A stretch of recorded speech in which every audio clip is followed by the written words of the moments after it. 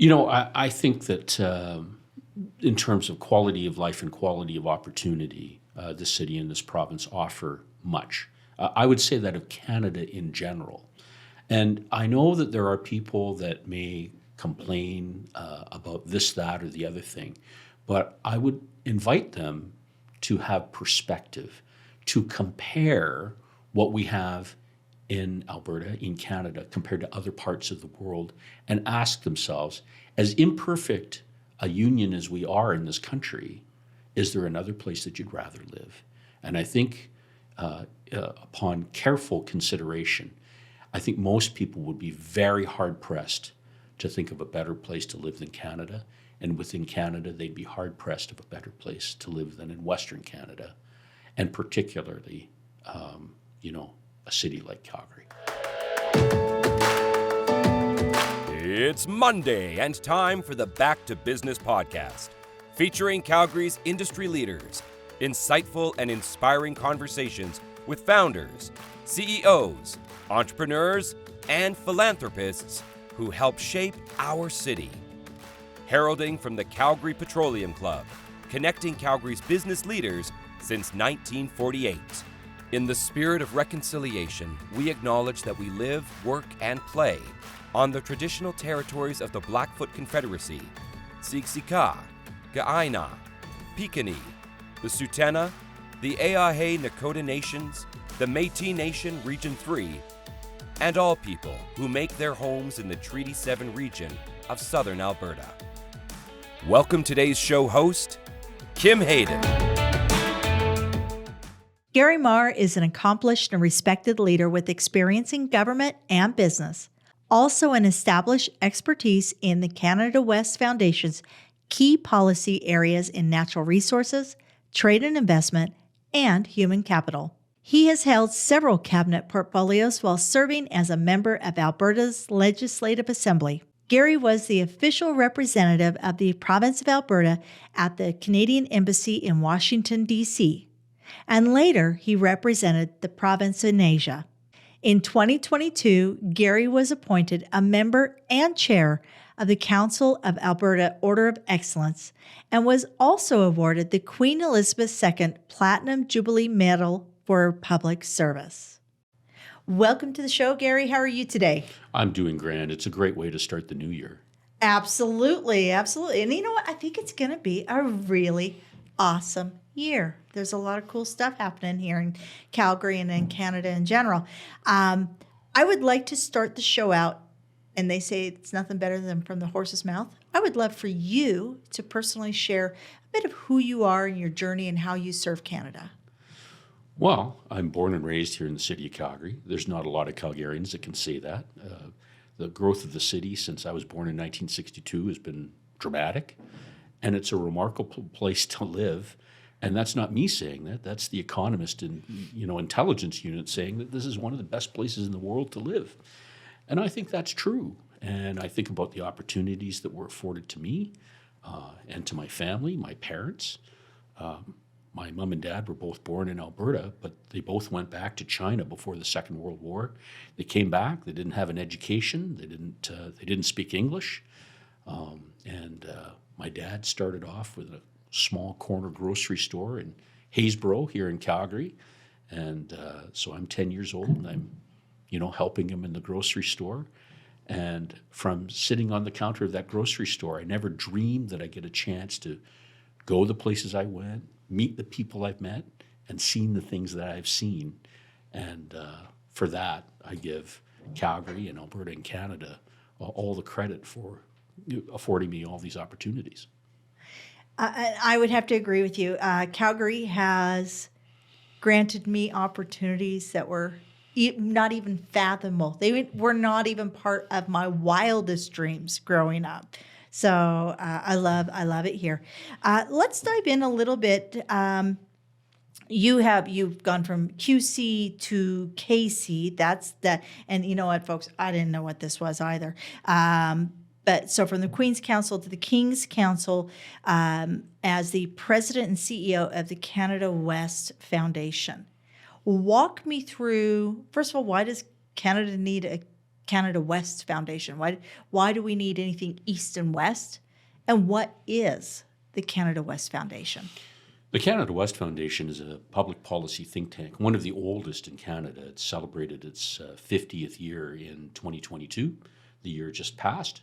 And we focus on public policy that is beneficial to the four Western provinces. I think there are a lot of Albertans and a lot of people in the Western Canada that would identify with the observation that the federal government can be asymmetrical in its application of rules and laws. Take, for example, a prohibition on tankers coming off the west coast of British Columbia.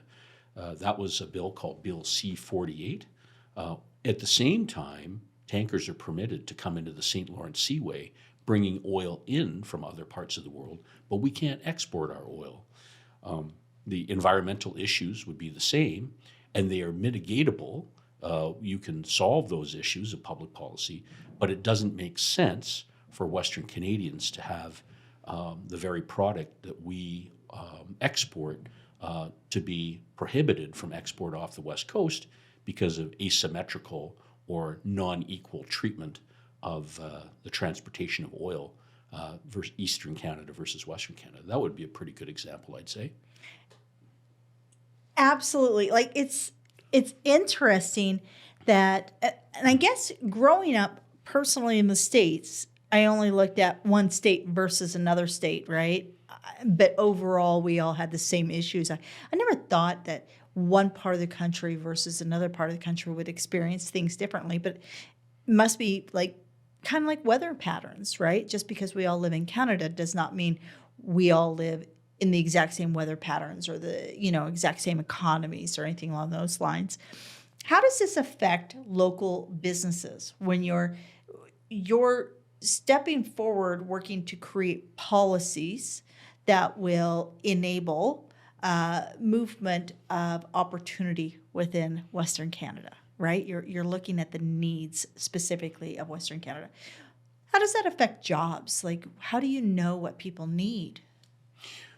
We have to look at the fact that roughly 2/3 of the Canadian economy, the GDP, is reliant upon exports.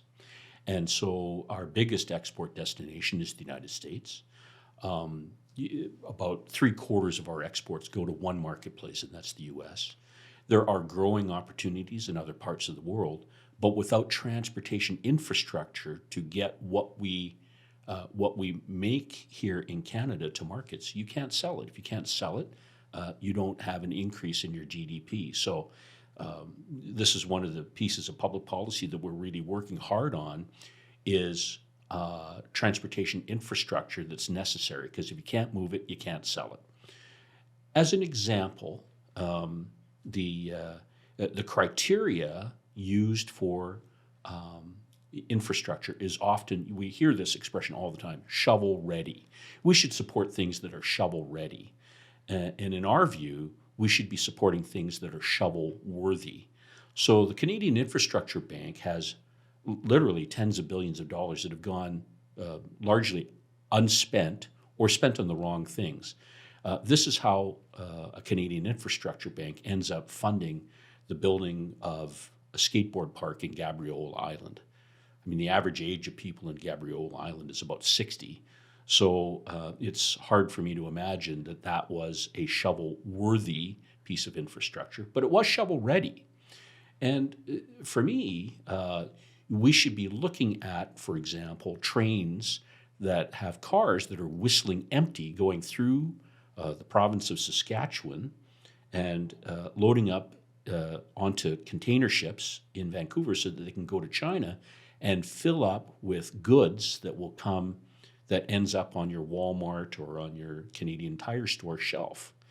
That train should not be going empty as it goes through Estevan, Saskatchewan. It should be full of the very things that we produce, that we make, that we can sell to other parts of the world.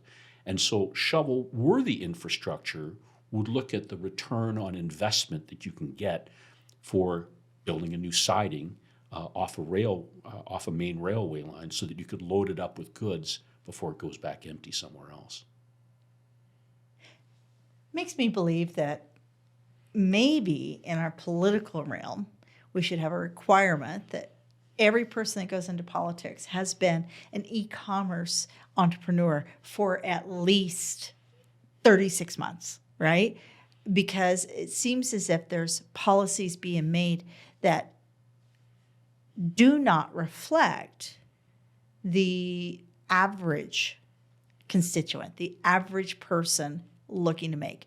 And with the world having shifted so much, in part due to the pandemic, from everything being commercial or large corporate to we're seeing more and more and more of, these small independent businesses that have to be able to get things to other places. How do politicians, how do people make policies that they really haven't walked in those shoes? Well, that's a really good question. My dad, who had no education in China or in Canada, would say to me, son, if you're really smart, you'll learn from your personal experience, your PE. But if you're really, really smart, you'll learn from OPE, other people's experience. So if you look at what happened in China during SARS, SARS affected China much differently than North America. I was Minister of Health at the time. And if you looked at what happened in China in SARS, there was a movement towards non-cash payments. You'd be able to pay for something off of your cell phone. There was a move towards e-commerce. There was a move towards working at home. There was a move towards a whole series of things that were predictable for what happened when COVID came here 3 years ago. And so to me, the lessons that you can learn from what happened in China during SARS and the kind of transition that they made, I think that here in Canada and the United States and many parts of the world, COVID didn't change history, but it certainly accelerated its adoption. And so always, on the theory that what is past is prologue, we should be learning from the experience of others and applying it. So would it be good for a politician to be an e-commerce person? Not necessarily, but if they're prepared to be open-minded about the experience of others that have recognized the kind of transition that we're making, that would probably help yield better public policy outcomes. With the Move West campaign going on, so we have we're starting to see this migration from Toronto to Calgary and Edmonton to Alberta. What are some of the suggestions, ideas, thoughts from your perspective as a policymaker and advocate for Western Canada for these people who are coming here looking to start businesses, open stores, buy houses, raise their children? What are some ideas or thoughts that you could put out there to help support them to make that transition, or where they should even start to get their next business or their next opportunity revealed?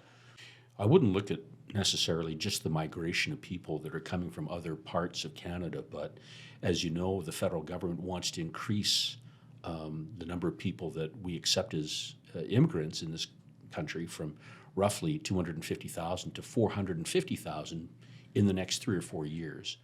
And when I look at the opportunities to bring people to a place like Calgary, there is a nascent but growing tech sector in this city. And one of the things that we should be looking at is people that are working and living in Silicon Valley, people who have something called an H-1B visa. These are people that are highly qualified and have been sponsored by companies to go work in Silicon Valley, and they come from all over the world. But to get an H-1B visa from the US, you have to be qualified. So these companies seek out such individuals. They may come from Singapore, they might come from India, they might come from elsewhere. But those companies have little incentive to provide those people with a green card, because once they've got a green card, once they've got citizenship in the United States, then they're no longer beholden to that company and they can go work anywhere. So if a city like Calgary or Canadians went to places where you've got all these H-1B holders, pretty clever sausages by any account, any measurable standard, and said, look, we have a pathway to get you citizenship in Canada. I think that'd probably be pretty appealing. And for companies that might want to come to Calgary, say from the United States, and there are a number of them that have set up subsidiaries here in Calgary, you can say to them, one of the first advantages that you have is you're not going to be paying 10,000 USD per employee for health benefits, because that is part of the social contract here in Canada. So that's a huge advantage. For those that are traveling from other parts of Canada, you could certainly look at the affordability of housing here compared to Toronto, where $1 million doesn't get you a rabbit hutch, and say, look, there is an entrepreneurship, an entrepreneurial spirit that exists here in the city of Calgary, here in the province of Alberta, where people are interested in creating wealth, not just in preserving wealth, which is, and I don't mean to be critical of people in Toronto, but if you look at the businesses that are there that are long established, the people that have had, second and third generations running a family company, they're more interested in preserving wealth than creating wealth. And I think people come to Alberta because of the entrepreneurship that is so much part of the DNA of the city and of this province. And if you were to look at, the taxation, if you were to look at, again, affordability of living, if you look at the quality of life, again, referring to, the Economist magazine's intelligence unit that talks about healthcare and education. Is it perfect? No, it's not perfect. But looking at it from the perspective of people that have come from other parts of the world or other parts of the country, it's pretty doggone good. Our infrastructure is pretty doggone good.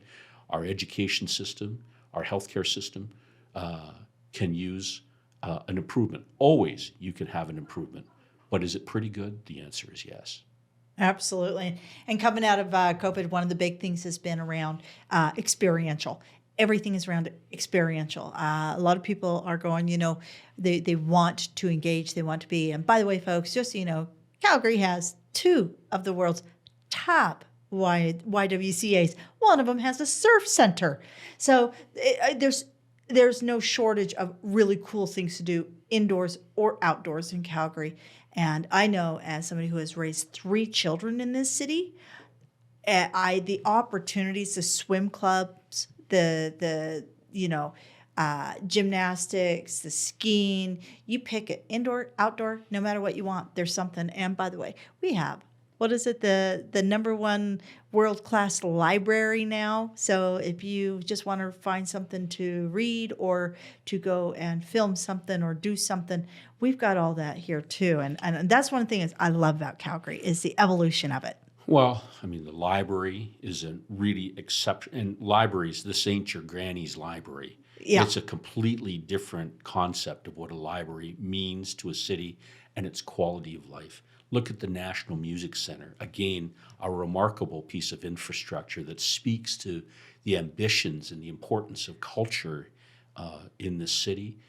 And it's not only the quality of opportunity, it's also the quality of life that's here. And I would say the quality of the human capital that is in this city.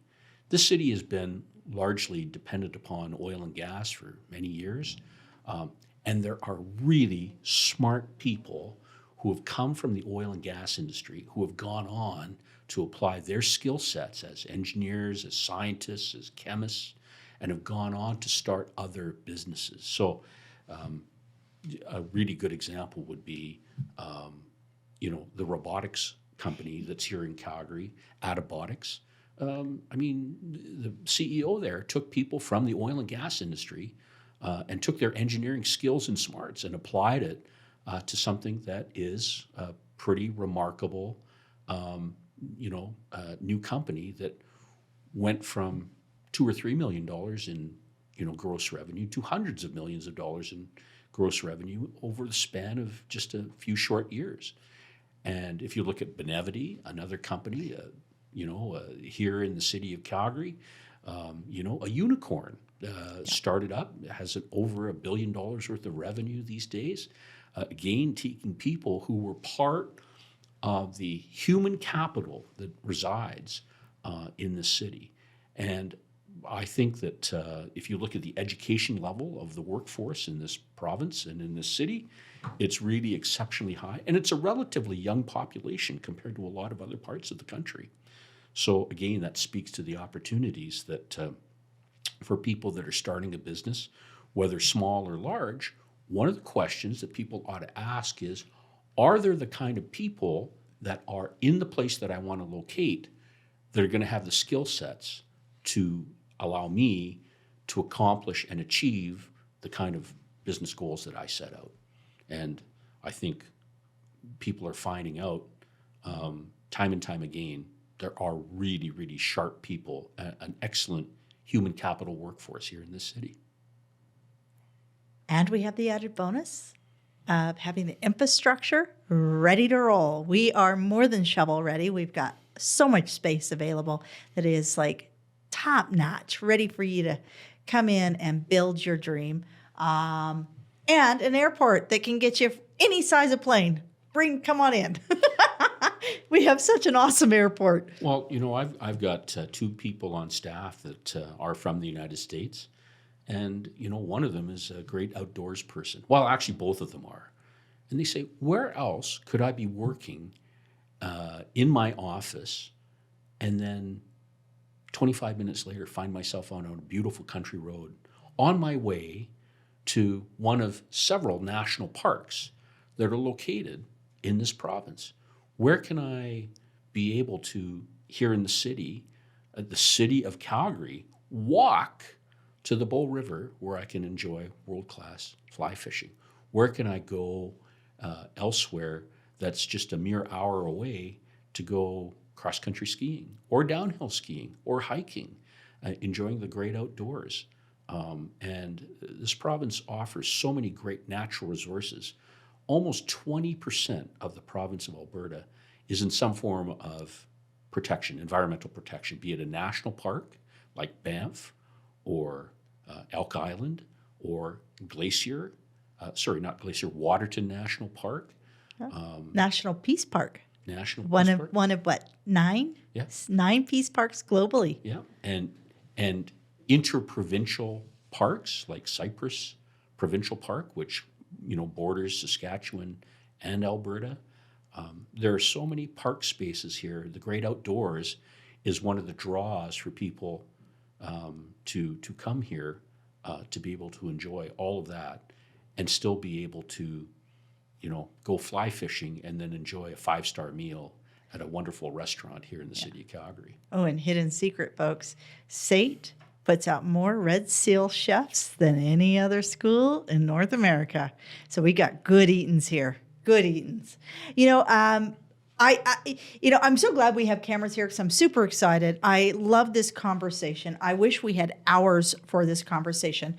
I know you're super busy and we want to respect our audience's time.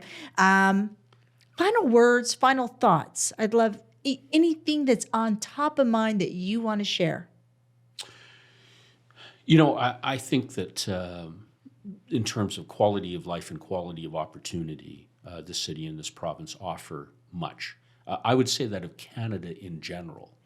And I know that there are people that may complain about this, that, or the other thing, but I would invite them to have perspective, to compare what we have in Alberta, in Canada, compared to other parts of the world, and ask themselves, as imperfect a union as we are in this country, is there another place that you'd rather live? And I think upon careful consideration, I think most people would be very hard-pressed to think of a better place to live than Canada. And within Canada, they'd be hard-pressed of a better place to live than in Western Canada, and particularly, a city like Calgary. And I can't top that. Thank you, Gary. The world is changing, and it's happening faster than ever. Businesses and people are adapting, but nobody can do it alone. Maybe it's easier for Burnett, Duckworth, and Palmer to keep up because they have always been nimble and brought creative thinking to the way they practice the law. BD&P best understands your industry and your business because Calgary is their home too. They're not just legal advisors, they are true partners. They've been called unconventional, and they think that makes the firm better partners to their clients for now and for the future. Meet your legal match at bdplaw.com. Your partners for a brilliant future. Thank you for joining us today on the Back to Business podcast. Be sure to visit calpeteclub.com, calpeteclub.com, to find out more about upcoming events, networking opportunities, and membership. If you are not already a valued member at the CPC, where we are proudly connecting and supporting Calgary's business leaders.